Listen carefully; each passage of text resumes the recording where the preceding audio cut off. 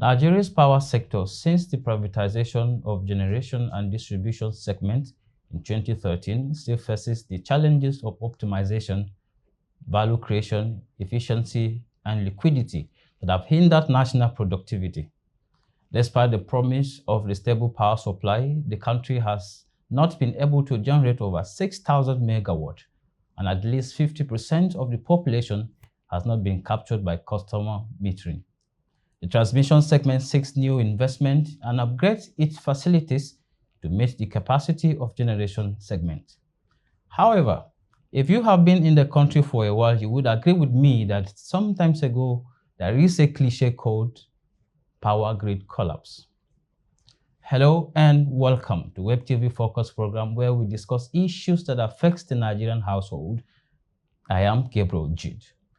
Today's edition will focus on rising electricity costs in Nigeria and the way forward for citizens. And to discuss this, I have Mr. Lanre Ishola, Operation Manager, Dear Nigeria, and also Mr. Babatunde Osadare, Chief Legal Officer, Ikeja Power Distribution Company. Gentlemen, you're welcome on the program. Thank you. Thank you very much. Thank you. Thank you for having us. Now, before we begin the conversation, I would like us to get Nigerian reactions on the rising cost of electricity in Nigeria before we come back and go into the discussion proper. Let's watch. What is the cost of electricity at your area? Well, presently is around 2 something per or unit cost. That's per unit. So you are on meter. Yeah, I'm on prepaid. The stage of electricity in my area, it's very bad, and the amount being paid for we to get light too is very expensive. And being the fact that we are paying that kind of amount of money, the unit is not still giving us the kind of electricity or the supply that we needed. I have children in school. I have those in university. I have somebody about to enter. I'm a civil servant. How much is my salary? And I'm paying 19,000 naira to NEPA every month. And they are still telling me now to get ready to pay more. So NEPA, what do you call them? As far as I'm concerned, is disastrous. We are paying more than what we consume. What I want to give you bill and do you know the worst thing? You can't fight NEPA. I think there was a day we went to the NEPA office at Ijora in VI and met the people that are selling fish. What do you call them? These shaking people that use cold frozen, God bless you. They wanted to fight the Baba. It was our intervention there that saved the man. They are even telling one of the lady in the office that if she's not careful, they will kill her. Because those people, they depend on light. When we went there, even what we went for, we can't even express ourselves anymore. I was so sad. They saw what they have bought. It's decaying already. Before the increase in the tariff, we usually have lights like overnight, and when I get home around 7, 8 at night, there is a high possibility of we having light. But now, it is until after 1, and before I wake up to because I'm a Muslim, so before I wake up to pray around 6, they would have taken it. So most times now, I usually just when I get home, I will just plug my phone down overnight, so I won't be able to even press it, hoping that it will bring light overnight. And the increase in the tariff has also affected a lot because we usually use pumping machine with our prepaid meter. So now, before if we load 2,000, it usually show this green light, but now if you load 2,000, it doesn't show green light anymore. So the electricity has actually been bad since the increase in the tariff. I do enjoy electricity in my area. I won't lie about that. Due to even though the tariff plan has increased, but there's still electricity supply the way it's supposed to be normal. So I won't say I struggle with electricity in my area, in my side. Just the bills. So before the tariff is not what it used to be now. In this place, the rate of the amount they give for electricity is way too much, very too much. Because imagine in a month they are giving you bill of 600k, or because they are giving you lights and they call it band A. Meanwhile, even the band A, we used to have normal, we didn't request for it. And band A, they said mostly is for companies and all. But you gave it to residents, normal people that, how much do you expect them to be paying? 600k in a month. So to me, the money is too much. Then for The other place I stay, where my mom is, the way they are giving us light is very, very poor. And at the end of it, you pay amounts that you see bill that they are bringing is too much, though it's not ban A or anything, but it's way too much. So to me, I just feel they should do something about it. So basically, I would say like just 3 points. Number one, the rates. Like we can't get the same units that we usually get with 10,000 naira. So now we have to start buying 30,000 naira sometimes a month, which is actually too much considering how will I say it? The high tariff, yes. Then when like something goes spoils, like maybe transformer or something, of course it shouldn't be the community raising money to try to start repairing these things, because sometimes the fault is not from the stuffs coming from the house, it's actually from let's say general connectivity or something, or maybe during heavy rainfall and all of that, but they expect us to actually do the repairs. Then low current. That low current is something we are battling with, because we can't even use our common washing machine sometimes. We have to use gen to like run everything. So what's the point of the light itself? Nothing to commensurate. You're not even getting the light. Band A, band B, there's any band you have that you even get that light. In a year, you can just imagine national grid collapse, national grid collapse. How many times? And the most annoying part is this. Why I'm personally annoyed, I'm a lawyer, is the presidency now, they are on solar. They're going to use 10 billion naira, our hard-earned money, to be on solar. And we poor man, we are going to have high tariff without something to commensurate. The problem is not the cost of power. The problem is actually access. I'm not necessarily saying that power is not costly, but I'm saying that let's even first of all deal with access. So I live in an estate where we don't get up to 4 hours a day, or 6. We are one of the best estates in court. So the rest of the time we actually do diesel. So look at the ratio. Let me so that you understand what we are talking about here. The ratio today, and I'm using my own personal circumstances. The ratio today, I spend about 100K on power, right? That's NEPA power. But I spend about 600K on diesel. And I'm not spending that alone. The reason is about just 600 is because it is an estate. So if it was a standalone house, it would be worse. It would be much more than that. So the problem is access. So I am willing to take additional 200, 300 from that diesel if I get access to direct power. So deal with access first, then we can talk about cost later. Because of the strategic role of power in economic development, in poverty reduction, the government has a much bigger role to play in terms of investing. They may not be able to manage it well. We can get the private sector to manage. But in terms of investment, I think the government should do a lot more. That is the only way we can have a power situation that can support investment, that can reduce poverty. I mean, even the band A, if all of us are in band A, the providers will still come and tell us that it's still not cost reflective. So how far can we go? I want you to both to react on this video we just watched. So I will start with Mr. Osadare. So in 1 minute, just before we get into... All right, thank you very much. I think we all know that electricity, it's a very important commodity to our day-to-day life, to national economic development. And you've heard, you can hear the sentiment expressed by the users. Some do acknowledge that yes, they have and enjoy electricity in their area. And some also say it is poor, it's not good enough. And of course, there is a lot of work to do in that regard, but we all have a collective responsibility, not just the government, not just the operators, consumers as well. We all have that collective responsibility to make it work. Thank you. Okay, so to you, what's your reaction? What's your view on this quickly? Okay, so I would say that we've listened to all the respondees that have said that they have one form of inefficiency or the other. But clearly looking at that, the knowledge that they have about what happens in details is not sufficient enough. You know, when you have a problem and sometimes you don't have a full understanding of the problem, you are not able to see the solution. You are not able to even acknowledge what efforts is put into place to bring us to where you want to be. But if there's an engagement, a form of engagement that brings all of these people together directly, I think it's going to help them understand what the problem at hand is and then where the role they stand to play in providing the solution.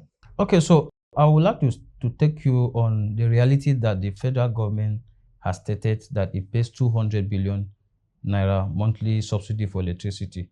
So, and we have seen that the distribution company have threatened to shut down nationwide over 4 trillion naira debt.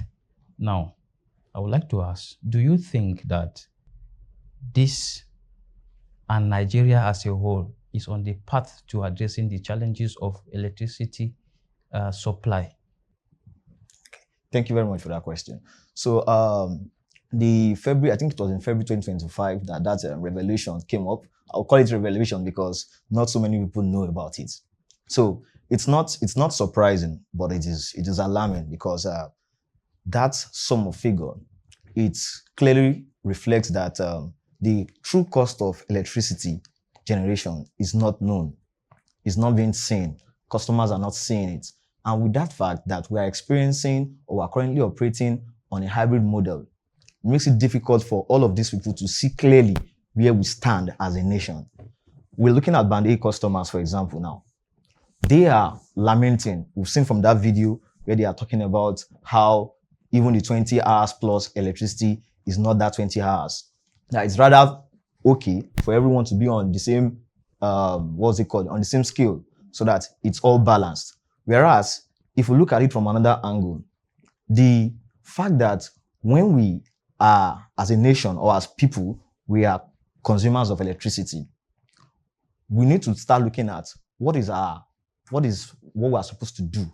What is the thing that keeps us all hands on deck to make sure that we are, as a people, collectively addressing our issues. Federal government now has said that, and even the discourse that you mentioned, they are being owed 4 trillion naira. That's a huge amount of money. How do we get these things resolved? It's a question mark. But to answer those questions, we need to talk to ourselves. There has to be engagement for all levels, across board, across different strata, where people are clearly seeing what the problem is again, and then the solutions for them. Mr. Osadare, so let me come to you, right? Before I give you your own question, I would like you to react on this debt, so is there a reality there? What have you seen and is these issues coming up? Okay, thank you very much. You asked the question, is there a reality? That is our reality today. Electricity is a product, it's a commodity, just like any other product is manufactured, it is sold, and consumers or customers must pay for it. Today we are talking about the debts to the Gencos of about 4 trillion naira. That is a lot of money in any industry for operators to be owed. Why do we have that situation? It's also largely because government has continued to subsidize the sector. And that's why over the last few years, there has been a push to commercialize the sector, to allow for more money to come into the sector, to cover operational costs, to be made available for investment, and ultimately for there to be more efficiency in the sector. Now, it's a concern for customers who say, we are not getting the power, we are not getting the electricity, yet we are being asked to pay more. How do you balance this interest? Do you provide and make the investment first, or do you raise the tariff so you can raise more money for that investment that is required? Like I said earlier, it's a collective responsibility that we all have. And to be honest, there's nothing wrong with subsidy. Like we know, government has continued to pay subsidy today. Subsidy can be administered from the upstream of the value chain or downstream. If it is downstream via the tariff, then you must pay that subsidy to the operators on a monthly real-time basis so that they can use that money to run their operations and do investments, relevant O&M. They have money to run. If there is a gap, then we start to have issues, and we don't want to be there in that situation. I want you to clear that part where you said privatization. So, because a lot of times we look at it like it is our right as Nigerians. We have power, you know, the government is not doing well. They are not, and then the recent happening is that the government, in fact, Aso Rock is going on, you know, solar. So citizens are, you could hear from the video when someone was saying that if government are going on solar, then what about the masses? So I think the main issue, if you look at where we are coming from, one of the major challenges we've had is about the lack of investment in the sector. So it is now, not government-owned sector. Government has a role to play with the enabling framework, enabling environment, starting from law and regulation. That's why when you see in the law, the relevant laws, whether at the federal or even now the state level, it's very clear that investments shall be encouraged in this sector, and anybody who has made an investment will be allowed to recover their investment plus a return on that investment. The legal framework is clear. Right, but it is in implementing what the law has provided for. That is where we are, where government is also trying to balance the interests of the people. Electricity is a very expensive commodity across the world. Now, governments can either allow customers to pay the true cost or provide some cushion by way of trying to subsidize that tariff. Now, the incentive over the years is, for example, when we started the service-based tariff, where we said that, for locations or feeders that are getting the electricity, let them pay the cost of it. And for those that are not getting, let them pay a lower cost. And that's what led to the differential in the different service bands and the different tariffs. Now, from April last year, the government said, let us remove subsidy for those who are getting at least 20 hours. If you make the energy available to them, there's no reason why they should not pay. And that's why you saw Band A tariff going up from April last year. Now, what government has effectively done is to remove subsidy for Band A class customers. But you still have subsidy available today for customers that are in Bands B all the way to Bands E. And that's why if you're on Band A, you are paying about 209 Naira today. If you're in Bands B to D or E, you are paying between 34 Naira to 65 Naira. That is a huge gap. So who pays for the difference between 35 to 65 and ultimately 209? It is the government. And that's why the government is saying today, the monthly outlay on subsidy is about 200 billion. On an annual basis, at least 2 trillion Naira that government is exposed to. Before Band A tariff went up in April last year, the subsidy exposure was about 3 trillion Naira. That is a lot of money. Imagine if that money is coming into the sector. It will go a long way in servicing the operations of all the value chain players, from the gas companies who are supplying gas to the thermal generation companies, to the generation companies themselves who can then have money to do their turnaround maintenance, to transmission company that wheels the power, to distribution company to cover their operational costs. So electricity is capital intensive, we know that. And that funding, it is very key. If customers are now allowed to pay the full costs, then government via policy can come in with subsidy. There's nothing wrong in paying payment of subsidy, but it must be run very efficiently to ensure that operations in the value chain, upstream to downstream, is maintained efficiently. And that's where we need to get to going forward. You can understand customers not to know the fine details, and that is fair enough. All customers want is they want to see the electricity. They want to get home at night, put their light switch on and power comes on. That's what they want to see. So until we get to that point, whatever it is we do, costs of providing the service must be allowed to be recovered to those providing the service. Once there is a gap, I mean, if you have a bakery, for example, and the cost to produce or bake a loaf of bread is 1,000 Naira today, right? If you go out there to buy, they sell to you at 1,400, 1,500. There's a little margin to cover their cost and make some profit. But if today, for socio-political economic reasons, government says for 70% class of customer or 85% category of customers, don't pay the true cost, I will pay the difference for you. There's nothing wrong in government taking that decision, but it must be run more efficiently so that everyone is covered real time. Because like you know, power is generated real time, it cannot be stored. Say for modern day technology where you are now using battery to store power for later consumption, but real time as it's being generated is being taken by the load centers and the grid is balanced, and that's where we need to get to. It costs a lot of money to do that. So if I understand you correctly, it's a value chain. Yes. All right. Yes. So thank you for that insightful conversation and making sure that we understand where the problem is coming from.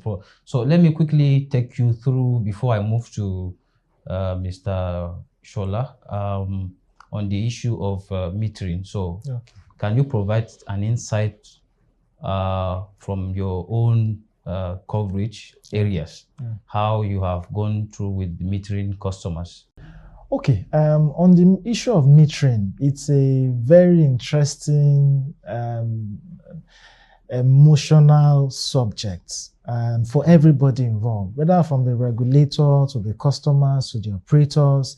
And that's why over the last 5, 6, 7 years, a lot has been done to ensure that meters are available to customers, there's transparency in billing, and we can reduce customer agitation and complaints around, oh, I've been given a crazy bill, some say it's demonic bill, some say, different things that people used to ascribe based on how they are feeling at that point in time.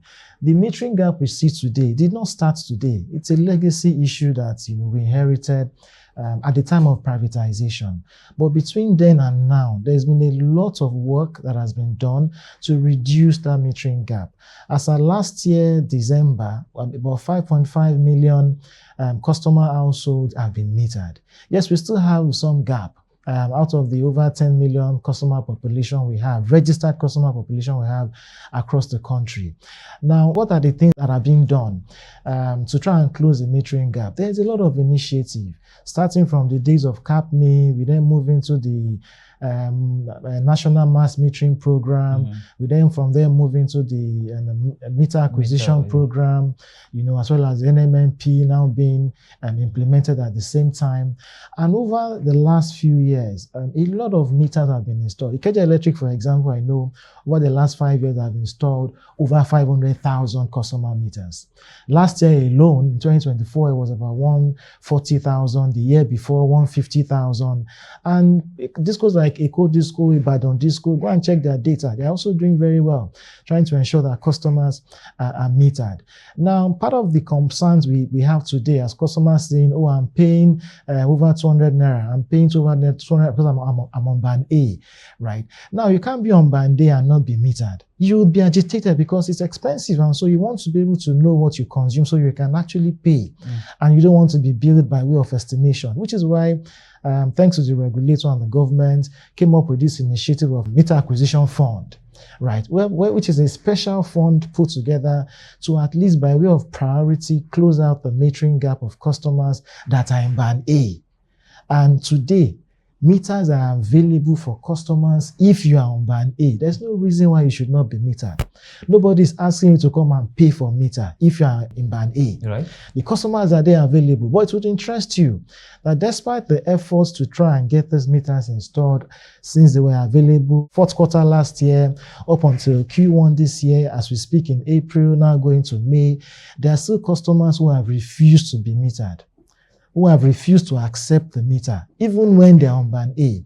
Some of them, for strange reasons, still prefer to be billed via estimation, or they want to continue to use their old analog meters, or they prefer to be billed via the capping methodology. And sometimes you wonder why. Is it because those bills are lower than their actual consumption?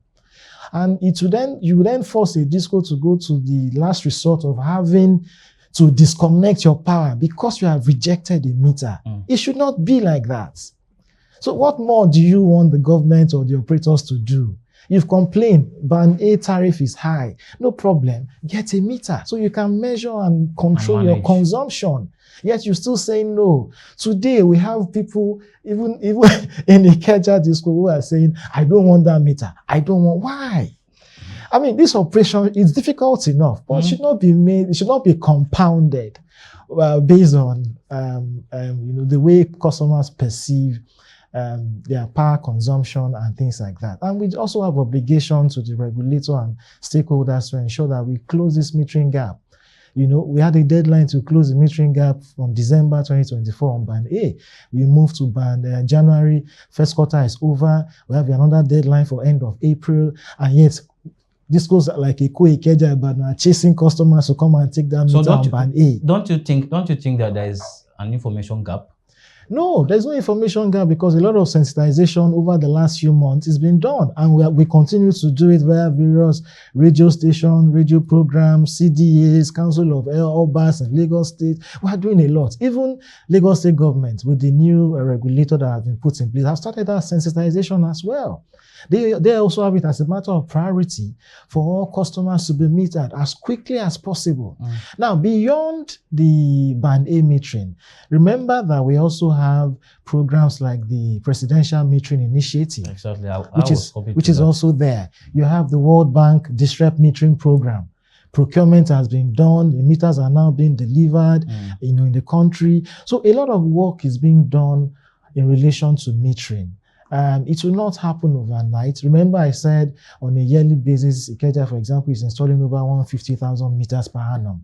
So across the country, if all the discos work in that sort of direction, the gap will be closed in no time. It's not something you can do in day one. It will take a bit of time. Remember, 10 years ago, after privatization, we were not where we are today.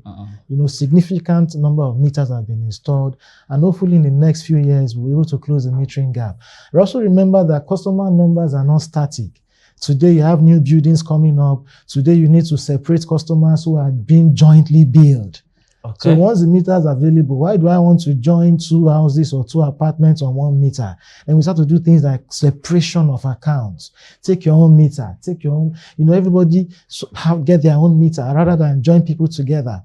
And the numbers will continue to change as new developments come on board, customer reclassifications are done, KYCs are done for customers on a daily basis. So that's where we are going to. Right. Thank you so much. So let me come to you, Mr. Ishola. So looking at the order of performance monitoring framework for electricity distribution company, which was on the 5th of July 2024, which seeks to ensure compliance with the key performance indicators, which is KPIs, right? So the Nigerian Electricity Distribution Company issued an addendum 1 to this effect, which was on the 23rd of December 2024 as well.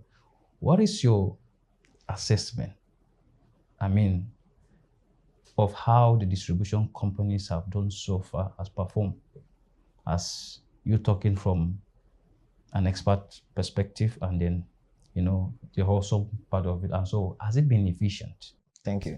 So the fact that we've had this monitoring framework spelled out in details makes it make sense. However, the real issue lies in the enforcement of it. How are we approaching it? Is it holistically? Are we being sentimental about it? That is the question. Also, if we look at it from my answer to your question would be that although some of this, there are gaps in it, it has been uneven across the discourse. But if we look at it from this aspect again, even uneven as it is, some discos have invested so much in infrastructure, while others have been continually plagued by the billing inefficiencies, like you rightly mentioned. Others are also seen by their low response in terms of customer engagement. Then, the biggest of all, electricity theft, is a big one for the entire framework to be monitored. If we look at this holistically, I'm sure that the way we are going to approach it, it has to be transparent. It has to be continually monitored. We don't just have to leave it and not enforce it as it should be.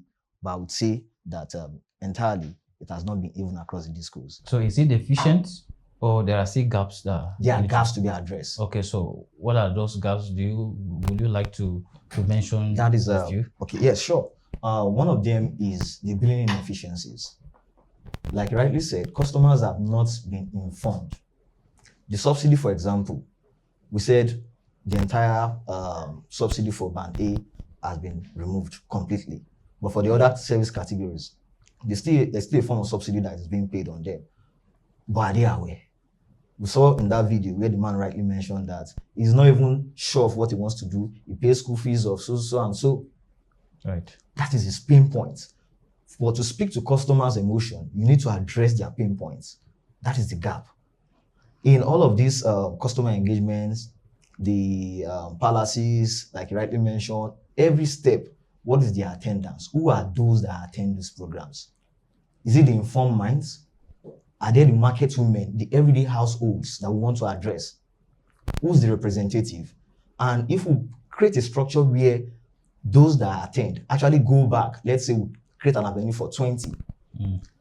20 is a representative of a larger 1,000. And they can go there, speak to these people in the language that they understand. We will not speak grammar to them. We have to talk to them in everyday language that is common to them and for them to understand. We don't have to look at bogus words. We say electricity, we say tariff.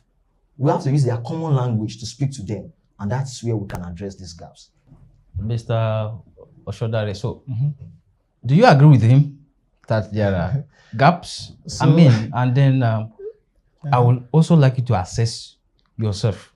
So right. I'm happy you didn't ask me the question so that you can hear from a third party, exactly. An objective person. The issue of key performance indicators, KPI, for operators in the sector, like the discos, I mean, it's there in the open. What are these KPIs? You know that the regulator is now in charge of monitoring the performance of operators like discos. So when you have expectations, you have targets to meet, those targets have been put in different boxes. For example, the quantum of energy that you take from the grid is one, right? How much money you are able to make or collect, or revenue per kilowatt hour of electricity that you sell. We are looking at technology. Your electricity feeders, have they been metered? Are those meters, are they communicating?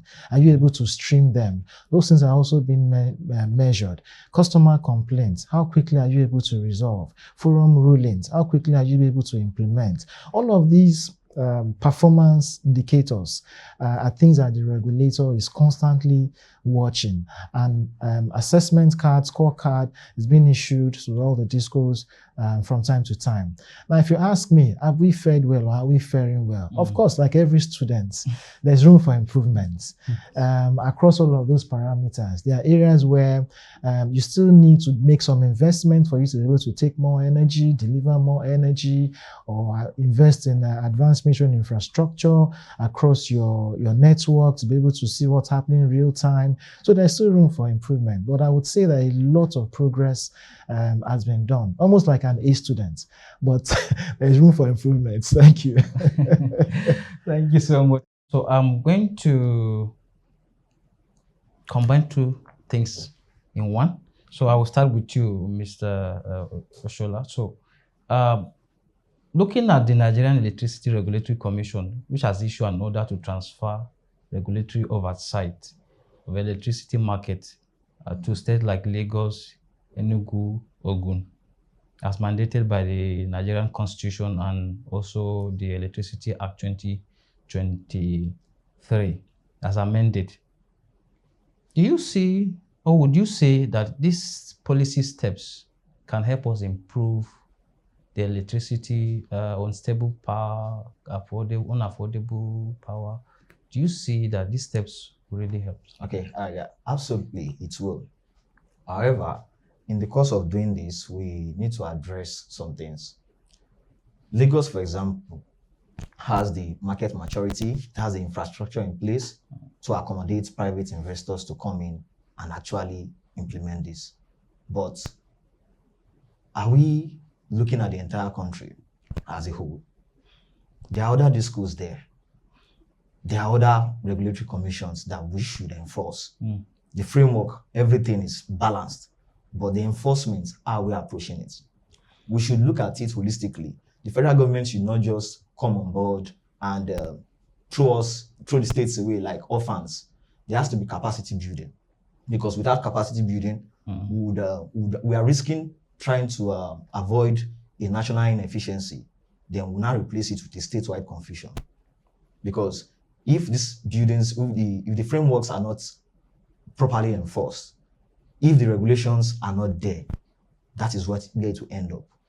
Okay, so Mr. Osadare, so I want you to react on that, and also quickly, presidential metering initiative in collaboration with local manufacturers to help in the metering. Yes. And yet we still, like you said, you mentioned some figures, which looks like the DISCO been trying and how they could to close this gap. But then, does this happens to be one of our problems? Because we still have, like you said, there are people and there are places where, and I can tell you that there are houses that don't have meter. Okay. So what I would say is the subject of transition to state electricity markets is a very big subject that I don't think we can do justice to it within the time that we have. Hopefully, maybe we would have another opportunity to explain the rationale behind it, the state of play today, and what the future of electricity will look like in Nigeria. We spoke about metering earlier on, particularly the presidential metering initiative. Of course, we know the objective of the government to deploy about 10 million customer meters over the next 5 years. A lot of work is actually being done in that direction. We see a situation today where a special purpose vehicle has been registered to implement that objective, the program. The funding that is required via the FAC has been secured for that program. The team is currently engaging stakeholders for procurement to happen. So some progress is being made as we speak in that regard. And of course, there are other metering initiatives. The MAF, like I mentioned earlier, is also ongoing. The World Bank disrupt meters, the procurement ended last year. Some first batch of the meters are even expected or have actually been delivered. We expect that before the end of June, from information we have, not less than 250,000 of those meters would have been delivered. So a lot of progress is being made in relation to metering. And I think that if we sustain it in no time, we'll be in a position where we've closed out the entire metering gap across the country.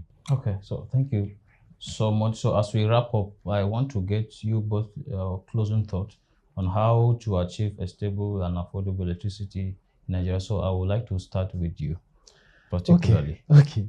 That's a big question, because it's the one question that we ask ourselves every time.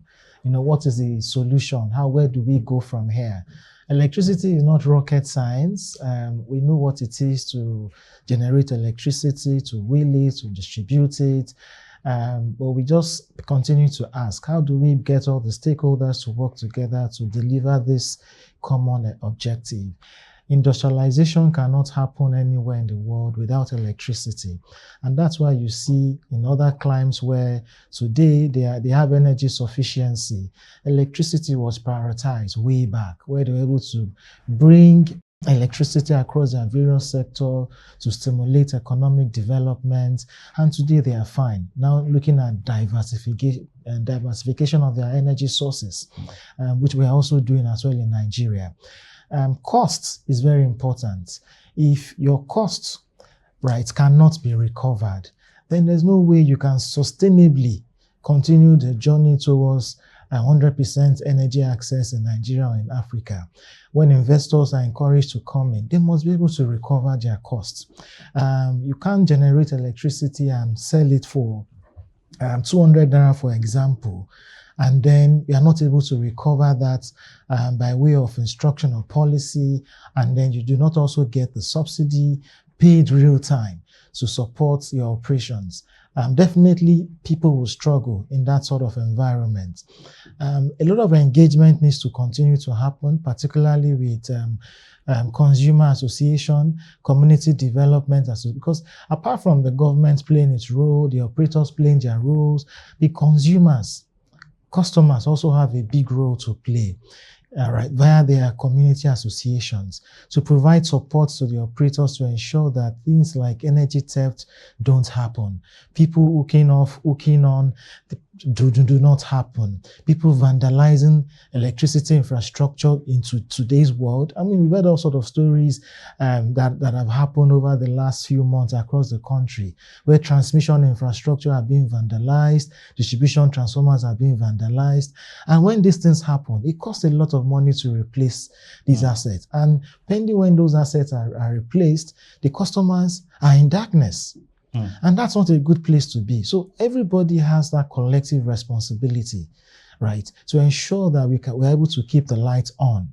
It's not the job of government alone. It's not the job of the operators alone. We're all in it together, to ensure that it works. And I think that's the only way we can have a sustainable roadmap or framework to deliver electricity and achieve 100% energy access in Nigeria in the shortest time possible. Okay. I'm going to stop there. Thank you. All right. Okay. On my own end, I would summarize my concluding thoughts this way. Nigerians as a whole, we must have that mindset shift from just energy consumption to energy management.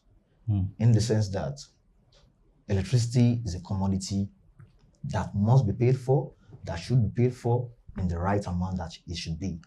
And to achieve this, manage your means or your earnings or your income for households. It's easier to manage your energy than just consume all the way.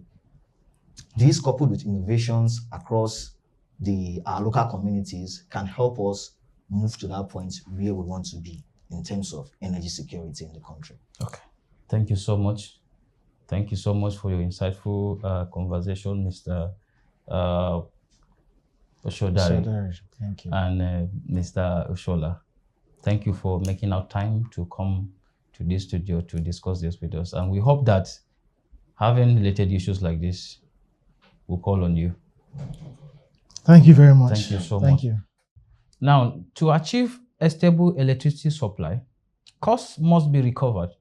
Producers, consumers also must play their role, even the communities, to partner with the DISCO company for a stable supply.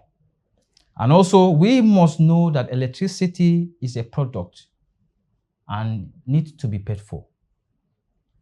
And now to our esteemed viewers, this is where we draw the curtain for this discussion today. If you want to get more knowledge on finance, the market, banking, the economy, and investing, please visit the ProShare website, WebTV YouTube, and follow our social media platforms displayed on the screen.